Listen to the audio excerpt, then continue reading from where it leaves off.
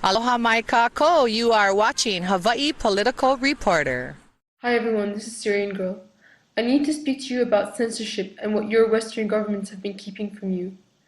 As I may have told you in our last video, YouTube has been trying to censor me and there are 2 flags against my channel's name now.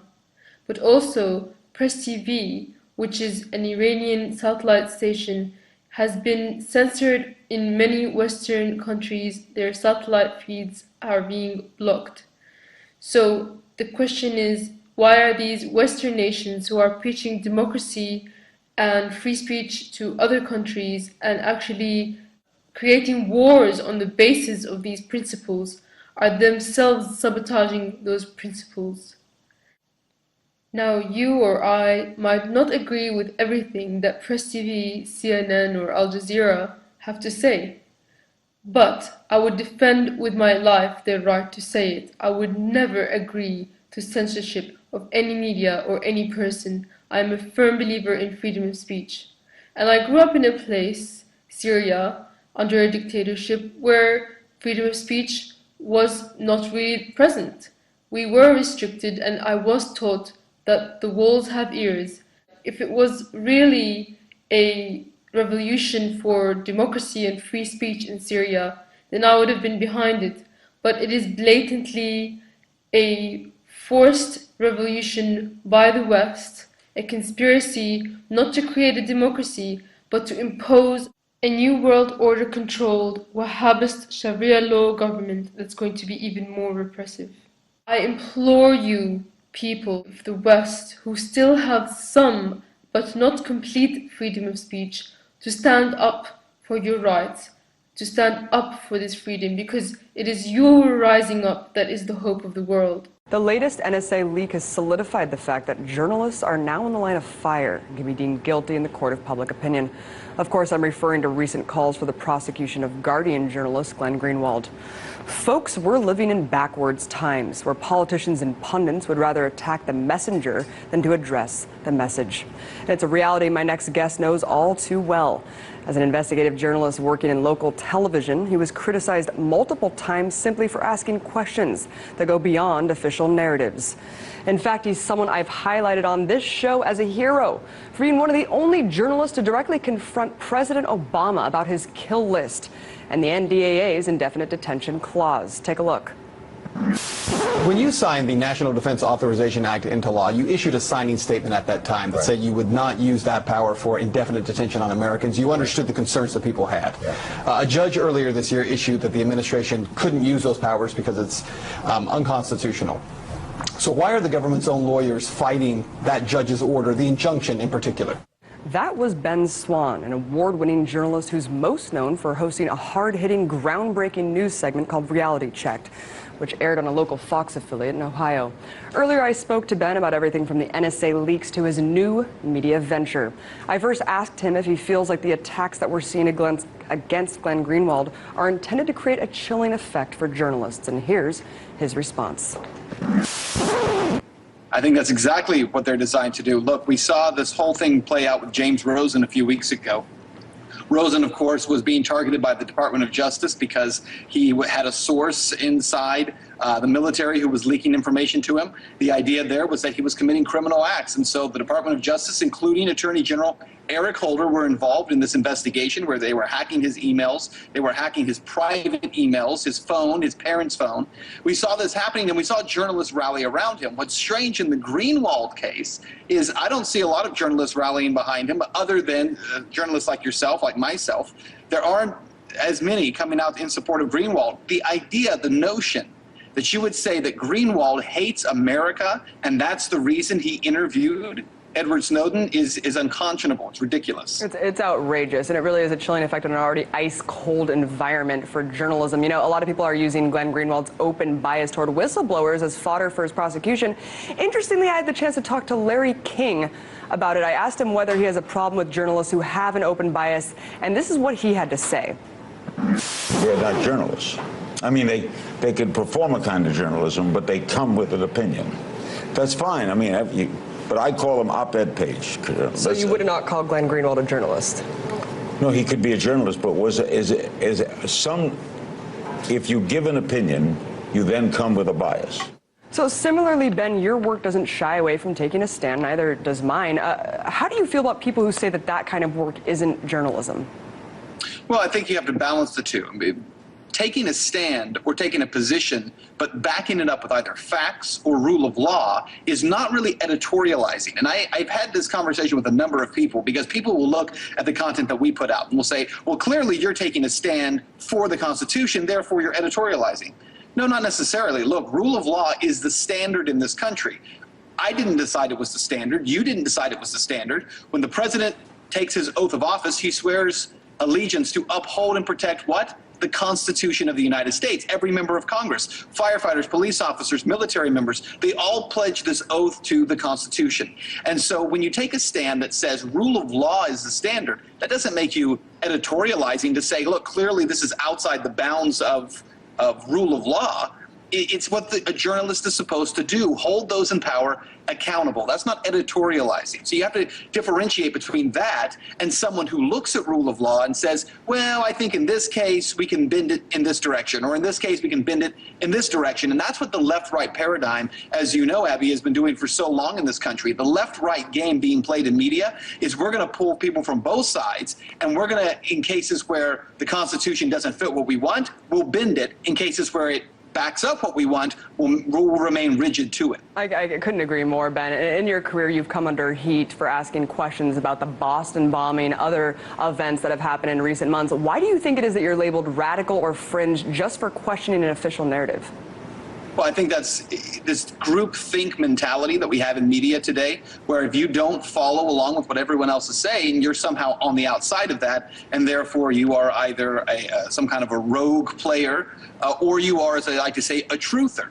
It's funny, we hear this term truther all the time now. You're a 9/11 truther, you're a Sandy Hook truther, you're a Boston bombing truther, whatever it might be. Well, the fact is this, hear me when I say this, but every journalist in America should be a truther, someone who is seeking truth. Not someone who's seeking conspiracy theories, but someone who's actually seeking after truth. And if that means going beyond the narrative, I mean, were Woodward and Bernstein, were they truthers? Well, to an extent, yes, because the official narrative did not match what they found through their investigative reporting. But today, we would never refer to those two as truthers, because that's a slur that's used against journalists who are actually doing their job. It's amazing that it's become a pejorative term to seek truth, Ben. In that report, you talked about how many questions were left unanswered. There's no follow-up, of course, about things like the Woolrich murder, the FBI assassinating Tadashev, warnings received about these events, and of course, this lack of transparency breeds distrust, confusion, speculation. What's your advice to people who have such a hard time sorting through the noise to find the truth? Well, I think you have to go around mainstream media, and you have to be able to support journalists like yourself, like myself, who are doing our part to try to answer questions. I'll give you an example. This past week, we released a piece on benswann.com going through this NSA story, but what we didn't do was continue the usual narrative of deciding whether or not to try Edward Snowden in the court of public opinion. Instead, we looked at, number one, whether he is legitimately a whistleblower, and number two, if he is a whistleblower, that must mean the NSA was committing a crime. And so our investigation looked at whether or not what the NSA had been doing and continues to do is in fact a crime. And Abby, it is a crime. The job of a journalist is to find that information, but they need the public to then rally behind that. The problem we have today in our current media culture is people don't go to media to get information. They go to media to be validated in the belief system they already hold.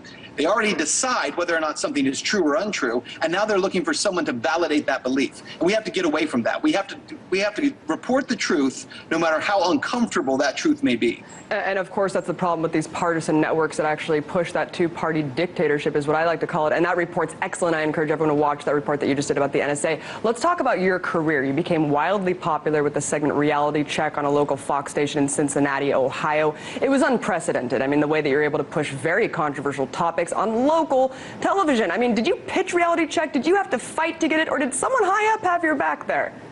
No, here's how it worked. It was actually not even my idea. It was a consulting group that came in and said, there's this gap in the market that allows us to go after what they called Snopes-style journalism. We're going to be the fact checkers. And from that, the problem is, as you know, when you start checking facts, it leads you to more facts and leads you to more facts.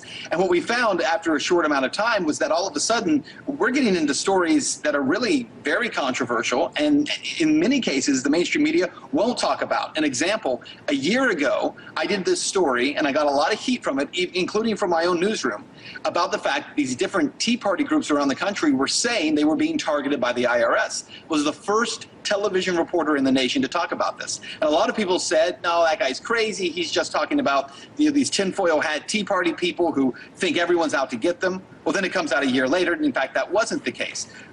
We were way ahead on that story. And part of the reason for that is because we were fearless in the questions that we would ask and the stories we would go after. We never went after stories with this presumption of what the end result would be.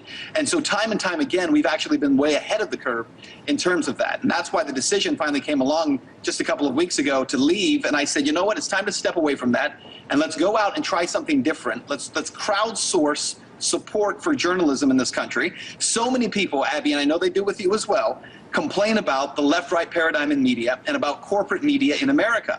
Well, their chance now is to back a project that we've started called the Truth in Media Project on Kickstarter. They can back that project and help us to actually go after these stories fearlessly and without any limitation based on what corporate bosses might say and media bosses might say. And that's what we're trying to launch. Awesome, and I encourage everyone to go check it out, support you, because we need you. We need trailblazers like yourself, Ben, to really pave the way in this new media fight that we have, because it really is an information war. And I remember you've been talking about the corporate media quite a bit, this charade. I mean, I remember waking up to the charade when the media lockstep across both parties were selling was selling the Iraq war. When was that realization for you? For me, it actually came a few years ago. I was working down on the border for the U.S.-Mexico border in El Paso, Texas. That's where I'm from. Started my journalism career there. And about 2007, 2008, when the city of Juarez became really engulfed in that drug war, I went over into Mexico and really covered it extensively, what was happening there, what were the results of not only U.S. policy and Mexican policy on drugs and how it was helping to create this war, but also the truth behind what was happening with government involvement on both sides, the collusion between cartels and government. Started doing this reporting and found that so many folks in national media wouldn't even listen. And it wasn't like we were just coming up with theories. I mean, we were finding all kinds of facts and evidence and proof. I was working with a guy who's a documentary filmmaker, and we had so much evidence of what was happening down there. But networks weren't interested in it, and corporate media wasn't interested in it. What we found is they already had their presumed kind of end game of what this drug war was about. For some, it was about immigration. For others, it was about stricter drug policy. And none of what they were saying actually matched up with the facts. And it was at that moment that I realized I wasn't going to get very far trying to push truth to these guys, because they just weren't interested in truth. They were interested in the narrative they had already designed. And a lot of self-censorship going on as well. Ben, really quickly, tell people one more time where they can find you and help your project. You can check out benswann.com. There we have a link to the Truth in Media Project. Again, it's Ben, BENSWANN.com. Check out the Truth in Media Project. And also while you're there, you can check out our full disclosure on the NSA and Edward Snowden. Awesome. Ben Swann, amazing to have you on, investigative journalist. Thank you so much. Now, this incredible whistleblower, because it's hard to have moral courage. Many a historian and psychologist has pointed out, physical courage is more common, charging a machine gun nest, than moral courage to say no to peer pressure. And she worked inside trying to get her evidence of just killing, shootings, beating to death, you name it, backed by Saudi Arabia. And she was told it's not going to air. Meanwhile, again, they exaggerate the atrocities of Assad, who I'm not defending in Syria, while covering up for al-Qaeda, throwing Christians off the tops of churches, blowing churches up, and making fathers suicide bomb or they'll kill their family. This is how reprobate and corrupt we become. And this lady from inside, this is a big deal, exposed it.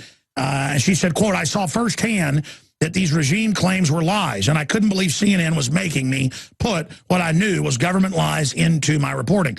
Amber Lyon. Now, many people, when they run into the truth and get knocked over by it, Churchill said this, they get knocked over the ditch by the truth, they get up and dust themselves off and go on about their business. But exceptional individuals don't. And a lot of you are saying, well, she just told the truth. What's exceptional about that? Well, she basically had to leave CNN. She quit over it. She gave up a big career for her honor, for doing the right thing. And it's women like her and men like her that are the difference between civilization and barbarism, the jungle of tyranny and letting evil take over, and freedom and liberty. And so she's my hero. And Amber Lyon, you join us now. Thank you so much for coming on today. Hey, thank you, Alex, so much for having me on. I really appreciate it. That was one hell of an intro. Well, hey, you deserve it. We need to rediscover who heroes are. Tell us your story in a nutshell and what's happened since, and then we'll flesh the story out more for people. Well, basically, we went to Bahrain to do a documentary on the Arab Spring, and while we were there, we uncovered atrocious human rights abuses at the hands of this regime. And we were able to witness doctors who were being tortured, also journalists. And so when we got back to the U.S., we were violently detained when we were in Bahrain as well, and the security forces thought that they'd erased all of our video. So you can imagine Bahrain's surprise when we got back to the U.S. and actually had that video. We were able to sneak it out and then went on the airwaves telling everyone that this U.S. ally country actually is committing horrific human rights abuses against its people and pro-democracy protesters. At first, I was able to get coverage on CNN and CNN International, but then the phone calls started coming in, phone calls from PR companies working for the Bahrain regime, PR companies based in the U.S., also phone calls from the regime itself, constantly calling and complaining about me. I'd walk into the newsroom and producers would tell me, you know, Bahrain called to complain about you again. And that was okay. But what happened is I started to notice the complaints being reflected in my reporting, and that's that I was required to then put on mandatory tags that were provided by the government, which were essentially just pretty much propaganda statements that I knew were false. And CNN calls that journalism 101. I call that propaganda 101. It's very dangerous to repeat phrases over and over and over to the public. Yeah, that'd be like saying, hey, you can't say Hitler's bad in 1945. Let's get a statement from him. Yeah, or hey, you can't say this convicted child molester did this even though he's convicted. Let's get a statement from him about why he murdered the 5-year-old. And you know, there's a psychological effect. I spoke with a lot of my friends who have studied, one who has a doctorate in psychology, and there's a psychological effect to hearing something repeated over and over and over, that no matter how insane it is, you tend to then take it as truth. And that's true if you remember weapons of mass destruction. That phrase was repeated an infinite number of times within the media, and that instilled fear into the American public. Buzzword conditioning, absolutely. So they start pressuring you, they start making you, you know, you've got the video, you've got the interviews, you've got the proof. Yeah. Other media outside the U.S. is reporting they're lining people up and shooting them. But here it's like Bahrain is loving and helping, and it got some nasty protesters off the street.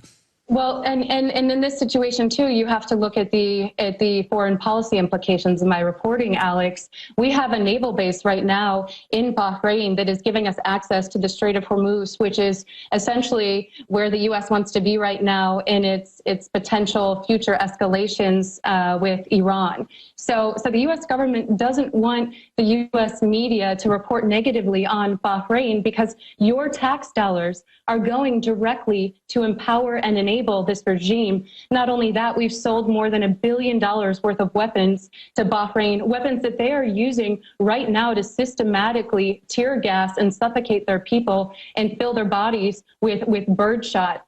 Well, I want to go through the cover-up and what happened to you, but what is it like to watch Anderson Cooper, who's admittedly CIA? It's come out in the Washington Post, I'm sure you know this, 12 years ago, that the CIA does have top generals there literally saying what can and can't go off CNN. That's come out for before for people that don't know. You can elaborate on that if you have anything else. But what's it like to watch Anderson Cooper get all breathless about Egypt or breathless about Libya and, oh, the human rights abuses and then exaggerate a bunch of stuff as he's been caught or flat out stage things. Meanwhile, you're told to not report on known massacres. Yeah, I think for me, it's frustrating journalistically, and it scares me for the future of the survival of journalism's sake, because as journalists, we can't pick and choose when or when not to tell the truth. We always have to be truth seekers and trying to expose the truth on every level. And eventually, when I was at CNN, eventually it got almost impossible. I often get asked by colleagues, viewers, and friends, Ben, why is it that so many news outlets are biased? Can't we just get the facts minus all the spin? Well, what they're really asking me is a larger question. Do you think journalism is dead? Not at all. But what is journalism? And more so, what is investigative journalism? It seems many have forgotten what it means. I'll start by stating what investigative journalism is not. It's not about force-feeding the public stories, which are slanted, in favor of huge corporate interests and presenting them as facts. It's not about serving the interests of one political party over another.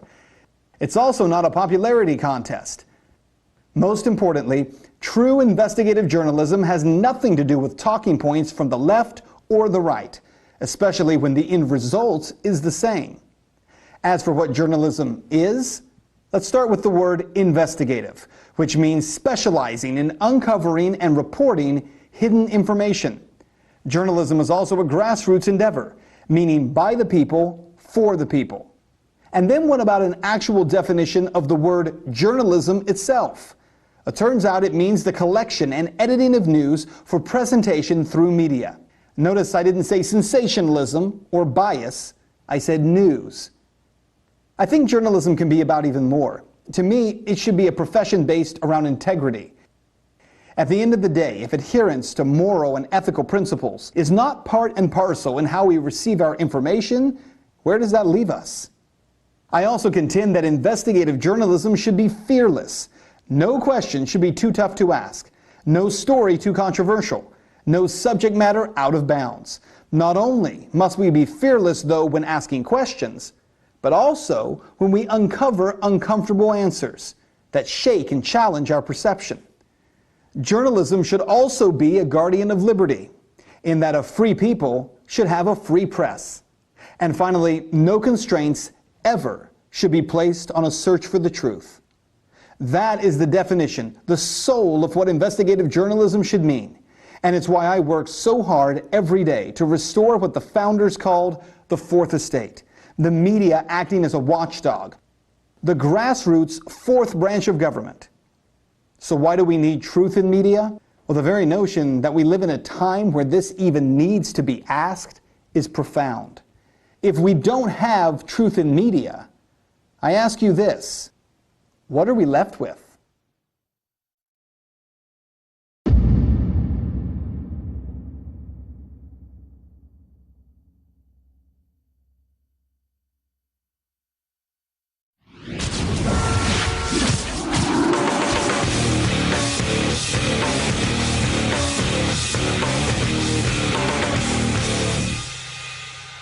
There are very few literary masterpieces that can transcend generations. There are even fewer that serve as a blueprint for the future. One of those books is 1984, one of the most prolific novels of our time. The author was born Eric Arthur Blair, but is probably most known by his pen name, George Orwell. And this week would have been his 110th birthday. George Orwell was one of the greatest visionaries of the 20th century, who identified himself as a democratic socialist. Under the Soviet Union, he was forced to flee under communism's suppression of socialist dissidents. In 1945, he wrote Animal Farm, a novel anthropomorphizing an animal kingdom meant to serve as a metaphor for Stalin's betrayal of the Russian Revolution.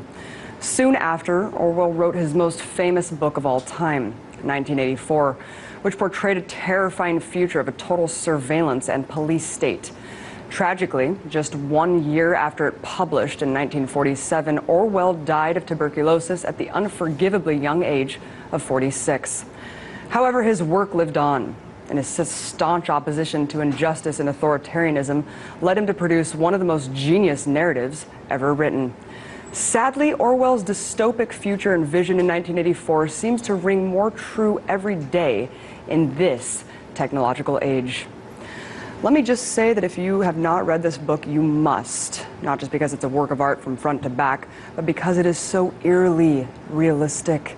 In fact, it was even made into a film in 1984. Take a look at the trailer.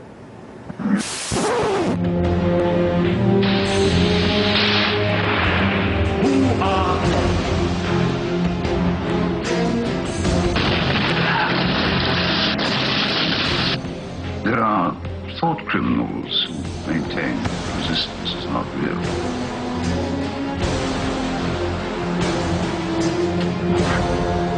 Believe me, Winston, it's very real.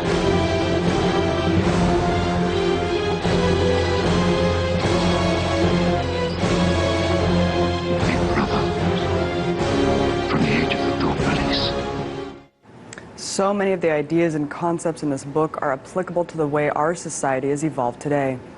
In fact, since the explosive revelations about the NSA spying on American citizens, sales of 1984 have skyrocketed. So, what is it about this story that resonates with so many? What kind of future does it depict? Well, imagine a world under complete totalitarianism. It's a world of perpetual war, surveillance, and mind control, governed by a singular ideology. All independent thoughts and individualism apart from this reigning philosophy is considered to be a thought crime. It doesn't matter whether or not you vocalize your dissent. The mere act of thinking it is enough. No need to write it down or even say it out loud, because the second it crosses your mind, it's only a matter of time before the thought police come after you. And once they do, you'll simply disappear, with every record of your existence wiped out and vaporized. At the helm of this state oppression is an ambiguous entity called Big Brother, and every day it requires a ritualistic cult worship to the state. Orwell describes it as a hideous ecstasy of fear and vindictiveness, a desire to kill, to torture, to smash faces in with a sledgehammer, seem to flow through the whole group of people like an electric current. But aside from this tyrannical adulation of Big Brother, there's also a calculated manipulation of language designed for one reason: mind control. People are conditioned through repetition and propaganda, and all must abide by these three slogans. War is peace, freedom is strength, and ignorance is slavery.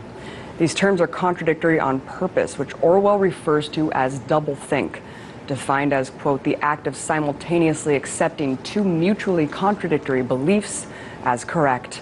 This paradox is also applied to the purpose of government ministries inside the state, similarly to the Nazi propaganda ministry being called the Ministry of Public Enlightenment.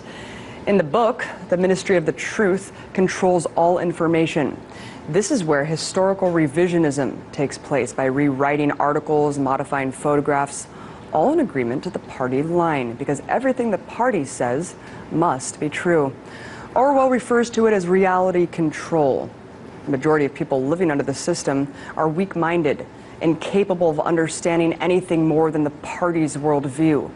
This willful ignorance is instrumental in the state's control over the peons. Then there's the perpetual war to fight an unseen enemy. In some cases, the government bombing itself to keep the masses living in fear. Orwell describes the concept, quote, the object of waging a war is always to be in a better position in which to wage another war. But constant war is also to ensure the destruction of humanity's potential. As Orwell explains, quote, the essential act of war is destruction, not necessarily of human lives, but of the products of human labor. War is a way of shattering to pieces materials which might otherwise be used to make the masses too comfortable, and hence, in the long run, too intelligent. Guys, look around. For as long as I can remember, this country has been at war. Perpetual war against an invisible enemy. There are nationalistic rituals held to celebrate an authoritarian government, one that you can't question without being labeled anti-American or a traitor. The masses have a blind trust in authority and relinquish their privacy for so-called security. History is revised to favor the winners and taught to eager minds, shaping them into modern-day proles. We're told that dropping bombs is the path to peace, and occupation is the path to liberation. But this nightmarish prophecy was never intended to be an instruction manual. And it's up to you, me, and the freedom of our minds to prevent it. But it was given up in the Federal Reserve Act. The Federal Reserve is no more federal than Federal Express. You try to hide and destroy our freedom, man. You sick agenda. We know you anti-American. You come forward American Constitution. 1913, corrupt in the system. Devalue dollar, hyperinflation. The Federal Reserve, controlled by Lucifer. He can see you lying.